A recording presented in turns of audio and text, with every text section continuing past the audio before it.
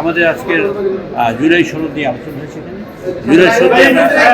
জুলাই সনদ দিয়ে আমরা পার্লামেন্টে আলোচনা করব এবং আলোচনা করি জুলাই সনদের ব্যাপারে সিদ্ধান্ত এবং সংবিধান সাপেক্ষে মানে সংশোধন সাপেক্ষে যা হবে ইনশাআল্লাহ তাই হবে।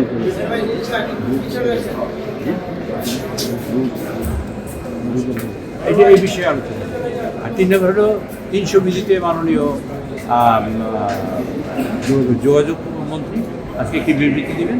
সেই বিবৃতি হলো যে আমাদের একটি বাস বিবৃতি করেছে এবং রেলে একটি অ্যাক্সিডেন্ট হয়েছে এই সংক্রান্ত বিষয়ে মাননীয় মন্ত্রী 300 বিধিতে প্রেস আর একটা সেটা হলো মাননীয় মন্ত্রী খনিজ সম্পদ জ্বালানি মন্ত্রী পার্লামেন্টের 300 বিধিতে বক্তব্য রাখবেন যে তেলের যে ক্রাইসিস এই মুহূর্তে এবং আমাদের কোনো তেলের সমস্যা নেই এবং তেল পর্যাপ্ত পরিমাণে সাপ্লাই থাকার পরেও একটা মানে কৃত্রিমভাবে এরকম একটা সমস্যা সৃষ্টি করা হচ্ছে, যাতে এইটা না হয় এ ব্যাপারে সকলকে সচেতন হওয়া এবং একটা প্রয়োজনীয় ব্যবস্থা গ্রহণ করতে মাননীয় প্রধানমন্ত্রী আজকে নির্দেশ দিয়েছেন।